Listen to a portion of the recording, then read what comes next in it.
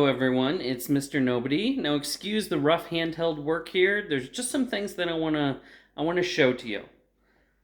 One is this beautiful background behind me, this beautiful bench. Now you wait, I have a reason that I'm showing you this. Now back here you'll see lighting, uh, okay. Okay, here, there's this. Okay, now I want to show you this. Let me try and get an angle on it. Okay. So, last thing, hallway. You get the idea. Okay. Now you might say, why are you just showing me your house? It is a nice house. It's a house that I like. We've been in it 6 or 7 years, something like that. There is a reason why I'm showing you this. I'm showing you it because this is not remotely what our house looked like when we moved in. It was a short sale house, and short sale houses, you get them in whatever condition they're in. And our house had just been trashed for about an entire year. I don't think it had been cleaned in a whole year. The basement had flooded, and the water was just left. There were mushrooms growing out of the carpets in the basement. The entire basement had to be gutted and redone. There wasn't a single, complete working bathroom. That master bathroom that I showed you upstairs was all torn out. It didn't have a floor. It had random half-built things. The room had been ripped out with the idea that something would be done with it, but it wasn't.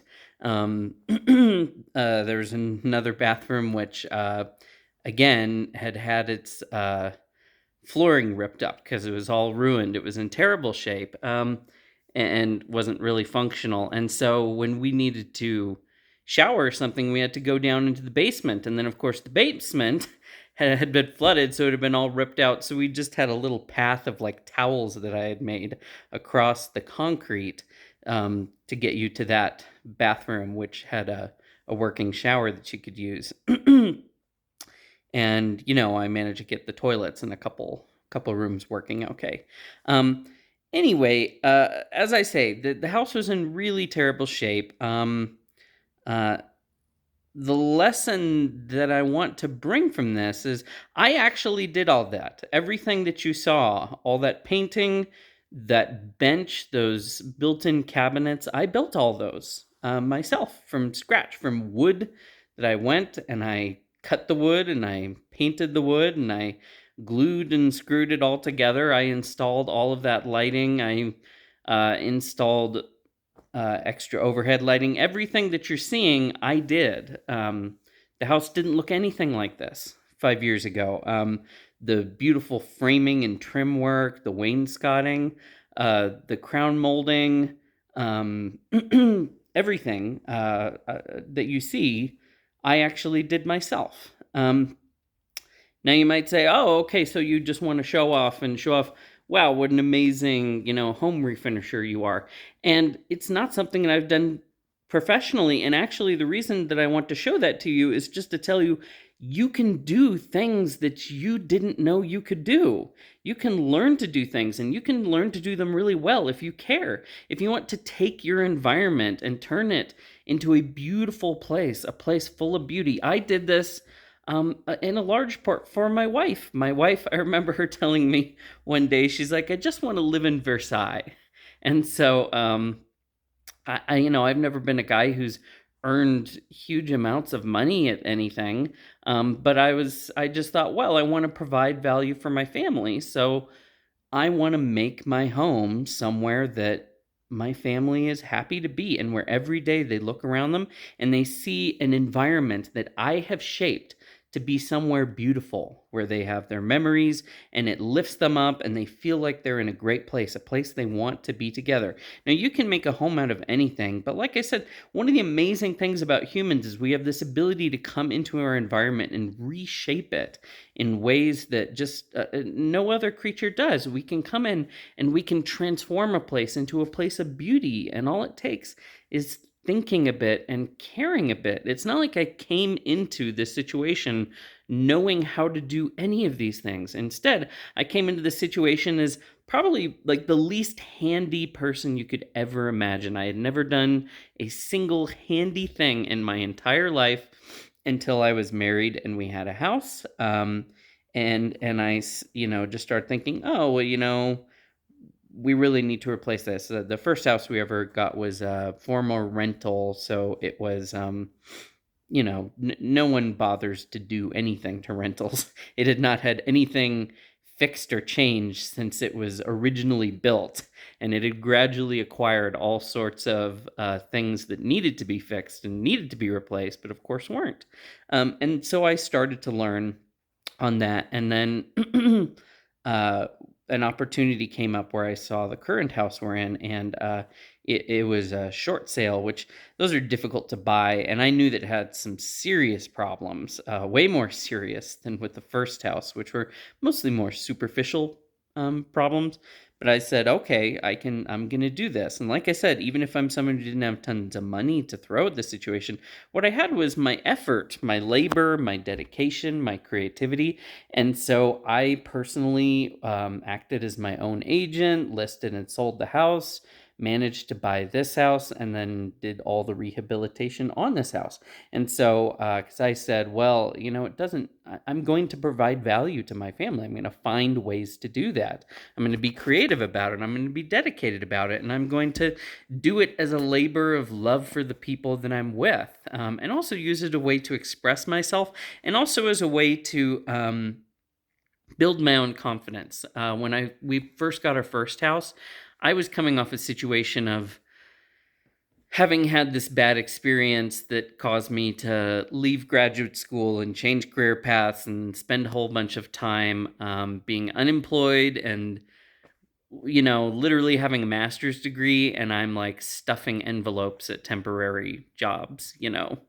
Um, and it was very hard on my self-confidence because you need this cycle of like working on something and seeing the results. Now, the great thing about working on something like your own environment, your own house, and land and space is it's very tangible. Like you get that mental cycle of, I thought of something, I worked hard at it, and then I can directly see the results.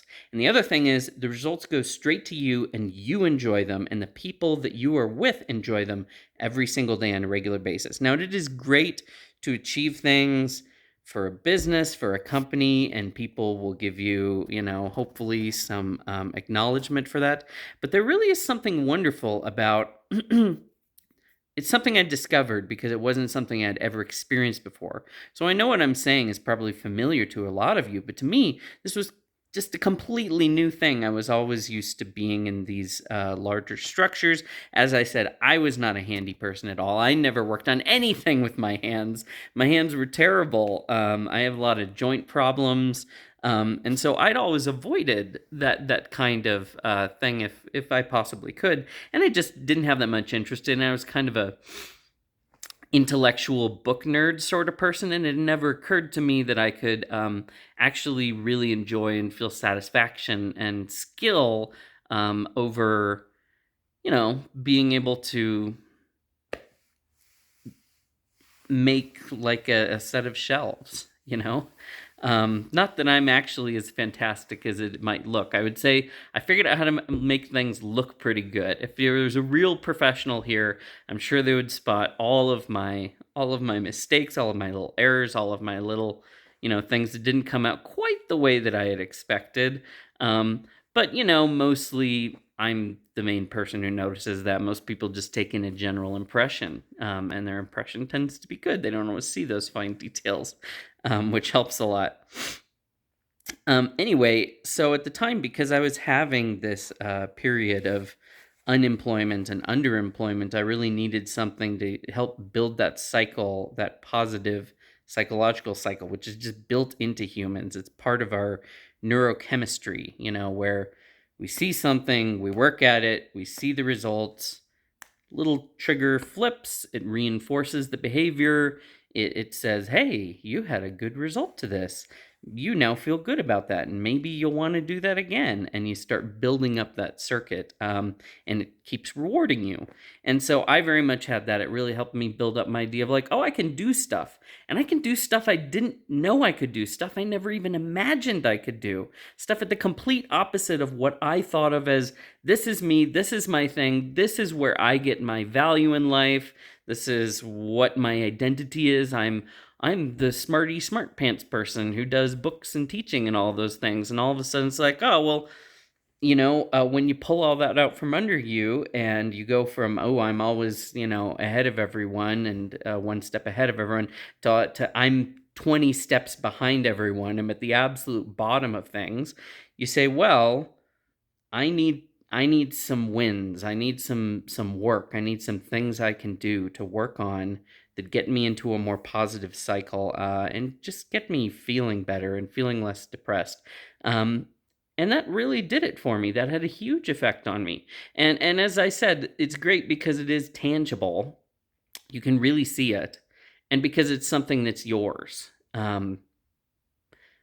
Like I said, I get to be here and enjoy it every day. It gets to be part of my videos that you're seeing. You can see it behind me.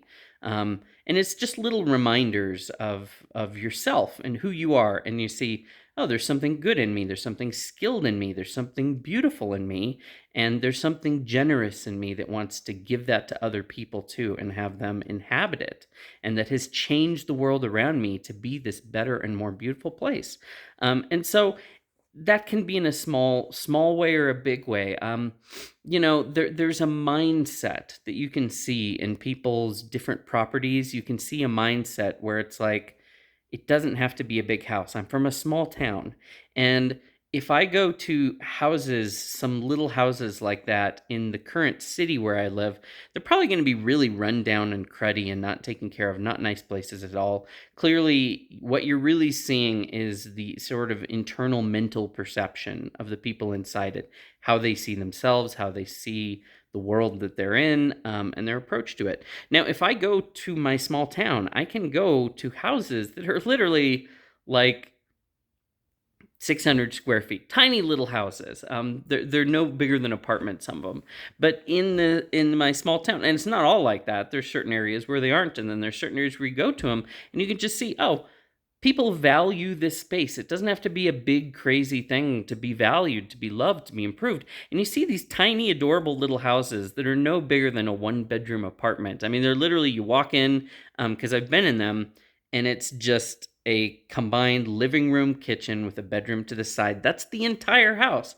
But they've made it really cute. They've made it really nice. They've taken care of their yards. Some of those little houses in my hometown, you'll see amazing Christmas light displays that they'll put onto them, or their yard has a really distinctive, they've got a small patch, but they've really taken pride in it. And that's the funny thing that I notice whenever I go home, is you see these very humble things, but people care about them. People take care of them. You walk around, they're not big, fancy mansions. I remember when I was a kid and they built some 2-story houses near my own home, and I was like, wow, look at these mansions. These houses have a second story. They got, stairs that go up. And I was amazed by that when I was a kid, because there was so few houses where I grew up that had a second story. There's a lot of basements because just sort of the building style where we were, but almost no second stories. Now there's a few more, but most of those didn't come around until I was in like high school. So it was just a very, like I say, we didn't have these big expectations. You didn't expect people to have these grand mansions, but people really took care of the houses and loved these little houses and loved these little properties. And you could see the state of people's minds expressed in the environment around them. That's something that people do. Anyway, so my point is, it doesn't have to be big. It doesn't have to be amazing. And it's not something that happens all at once. We spent years living in apartments. I'm not even sure how long we spent living in apartments, my wife and I, for a very long time. As I said, we got our first house pretty cheap because it was a rental. Had a lot of issues, as I said, but I was like, there's a lot of potential here. And then moved on to this. And as I said, when we first moved in here, it was a bit of a wreck, and we just had to live with that. We had to live with, okay, well, we don't really want to be in this room because, there's no floors. We don't want to be in this room because, the carpets are ruined and absolutely disgusting. You don't really use that bathroom because there's something wrong with all the plumbing in there. It's super dark in here. This area is dirty. Let's just keep this area completely closed off because at the moment it's a flooded nightmare and we're going to have to rip out the bottom parts of the walls. And, so, we lived with a certain amount of chaos and things not being that nice. And now, years later, because, transformation like that's not like I did it in a day. I did it over the course of, 5 or 6 years. But you just add little things bit by bit. You change little things. You pick something and you say, I'm going to make this a little bit better. I'm going to make this a little bit better. And just every few months, you just say, I'm going to take some small thing and I'm just going to change it so that it's a little bit better, make a little investment in it. I didn't have tons of money to work with, but what I found out was 80% of the cost of anything is labor. And so actually, there's a lot you can do. Of course, you need time to be able to do things like that. But if you have downtime, you can use it creatively. I mean, you can spend it in many different ways. It's worth investing in your environment. And as I said, one of the lessons that I want to show by showing you all this is, now that I look at it, I don't even know how I did it. And things like the tiling in the bathroom, which, as I said, I did all of that. I did all the plumbing. I did absolutely everything. That room was scraped down to not even like having proper walls. And I actually had to just tear one wall out completely. I mean, it was just down to nothing. And I created all of that. And I get to enjoy it every day. I get to lounge in this luxurious experience. I have a air bath up there with the heated back that I installed myself. I just read about it and I said, oh, this actually isn't that hard. You can buy these things super cheap, actually, direct from the company that manufactures them. I can do the plumbing. I can do the electricity. I didn't know when I set out to do them if I could do them. I just said, well, I'll figure it out. I'll learn it, and I'll make sure I do it right. And you do have to make sure you do things right, or you'll cause even more problems. Because half of the difficulty I've had in doing projects has been fixing things that were not done right originally. In some cases, by the people who built the house itself. Like, you're like, ooh, whoever was doing the venting, that person was not the best person on the crew. They did not do a fantastic job. So now I've got to fix all of their mistakes before I can go on to actually do the thing that I want to do.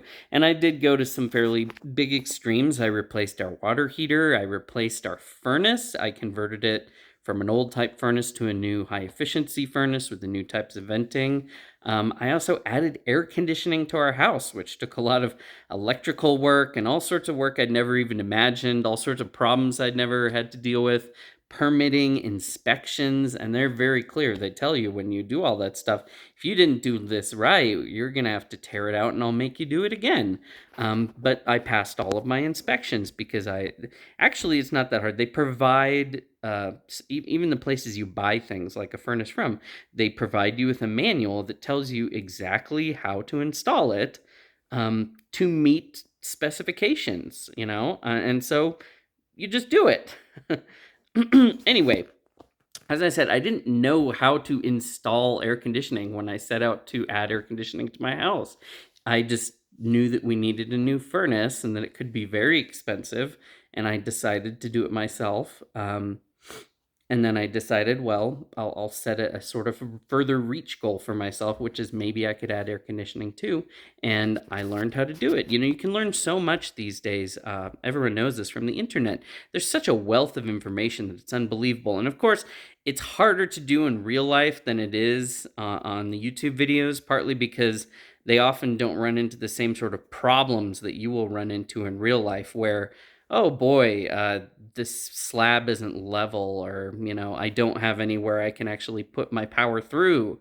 Various crazy problems. And I've made some terrible, ridiculous mistakes. I accidentally drilled a hole right up through the floor of my girl's bedroom while trying to add some lighting to the kitchen. I accidentally put a rather impressive hole in the wall of our bedroom and sent my boring drill right down straight through a decorative shelf with like a candle on it. And I remember the time I was up in the attic and I was drilling with this really, really long drill bit, like 8 feet long. And I'm going and I'm like, oh, I should be in the space in the wall, but I feel like I'm hitting something. What am I hitting? So I was like, well, whatever it is, I'll just drill through it. And then I came downstairs and said, oh my gosh, my drill bit is sticking right through our decorative shelf on the wall. Luckily, I had a second one in storage to replace it with. But things go wrong. You learn from things. You see other people's mistakes. But it's amazing what you can do, if you try, if you set yourself a challenge of, I don't know if I can do this, but I'm going to try to do it. I'm going to try to learn. And like I said, I learned to do things that I never imagined I could even do, things I could never picture, and that I never saw as like, oh, that's part of my identity. That's part of who I am. I'm the handy guy who builds stuff and makes stuff. No, I never saw myself that way. I never thought I would see myself that way. I still don't see myself that way. It was only recently where I turned to my wife and I'm like, you know what? I think I may have become kind of a handy man. And she's like, yeah, you've been like fixing up our houses for the last like 8 years. And I was like, yeah, but I feel like I'm actually kind of a handy guy now. I know how to do things. I'm not completely out of my element. I still feel kind of like I don't really know what I'm doing and I'm not a real handyman, despite everything that I've done. But, the truth is, I actually do know a lot of things now. At least I know a lot more than I used to. And that's nice. That gives you a kind of confidence. It expands you as a person. It expands the ways in which you can grow yourself. It expands the ways you can contribute to your world. So I just want to encourage you, don't be afraid to try things out. You're probably not going to be able to do them. You're probably not even sure if you are able to do them. But you try, and that's something I've tried to tell my daughters, is they try new things, and for them, whether it's sports or new skills they're learning at school, I have to tell them the truth. It's like, do you see this beautiful bench here and these beautiful shelves? Do you know, I didn't, when I decided to do that by just looking at pictures and having an idea and said, it'd be kind of neat right there, would be like a bench with some shelves to fill that space. And then I started looking at pictures of it online. And then I started looking to see, well, how did those people do that? And bit by bit, I figured it out. And there's some things I'm still not great at. I still really struggle with drywall. I'm still not great at that's more of a specialist skill. I can do it okay, but don't look too close at my drywall work. And the only reason I did it really is I was way too cheap to pay for it. When I realized that the materials cost like $15, but to pay someone to do it would be like $700. I was just like, okay, for $685, I'll either figure it out or I'll learn to live with the results.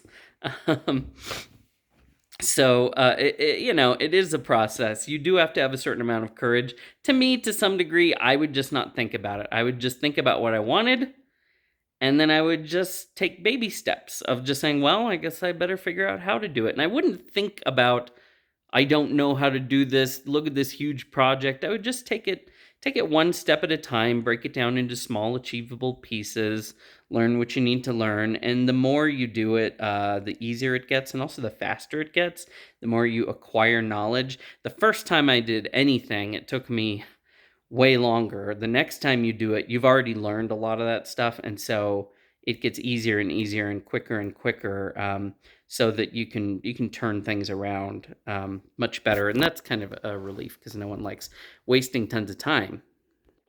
So as I said, this isn't meant to be a brag, but this all just came out of my head, the way that these things are. All of this, the as I said, the all this fancy framing around the doors that you see over here, none of that existed. None of this existed on this whole wall here. And I don't really want to show you my kitchen because it's kind of messy. You can see back there, I hung that light. That was an adventure. And also the stone, I actually redid the stone by washing it with a kind of a glaze to give it more texture. It was way too dark. It was like charcoal black. It looked terrible. So I did that, and the total cost of redoing the stones like that, I think it was like $4, $4 or $5. That was it. To redo it made it 10 times more beautiful than it was. Um, and here, actually, you're seeing I had to take out soffits that were up here blocking all of this. So all around here, there were soffits. You can vaguely see, put in this lighting. I actually redid these. These were like oak cabinets. Sorry, my kitchen's messy. These were like dark honey oak cabinets. The stain had been ruined. It had worn off in a lot of places. And then there were soffits up here, which I replaced with this upper area and put these little insets in. Because it turned out there was nothing inside those soffits. And redid this, and I changed the cabinets over here to add a kind of angled end piece and put in all the crown molding. I did all that. As I say, it's something that I can feel proud of. But like I said, I'm not trying to brag. I'm saying I am an incompetent person who had no idea how to do anything handy, and yet look what I was able to do by just applying myself a little bit, thinking about it, caring about it, from a real desire to say, I want the place I'm in to be beautiful. I want it to be nice for the people I love. I want the environment I'm in to be worthy of the people that I am putting into it, and to express my idea of what I want the world to be, what I think the world is: a place of beauty, a place of refinement, a place of elegance, where we look around and each day we're lifted up a little bit by the beautiful things around us. I'm not saying you need to be materialistic. What I'm saying is humans have this funny ability to take materials and bring them into alignment with their internal spaces, with the way that they see the world, with their values, with the way that they think. And they can transform those materials, and it expresses a vision. It's like the cathedrals of Europe. They're not just buildings, they're visions of beauty and order and creativity. They're sending a message through all time that people are still showing up to look at. And it's a message of the vision of these people, of what they think the world is. That it is this place of beauty and order, and these wonderful, colorful stories that jump out at you. These people who have affected our lives and influenced our lives. That's the story that these cathedrals are telling. So you want to look at your house not as a status symbol. It's a home. It's a home for your family, and it's also a home that is saying something back to you about what you think the world is, and also who you are and what role you want to play in it. Are you a caretaker of your world? Are you someone who brings more order, more complexity, more beauty, more harmony into your world? Or you're someone who just lets it fall apart around you? So that's why I think reach down into yourself. You can do it anywhere. You can do it at work. You can do it at home, with your kids, wherever you're finding it. You can do things that you didn't know you could do, and you can take those skills. You can transform the world around you, and you can use it to make the people around you happier. You can make the world a better place. You can express the vision that you have for the world.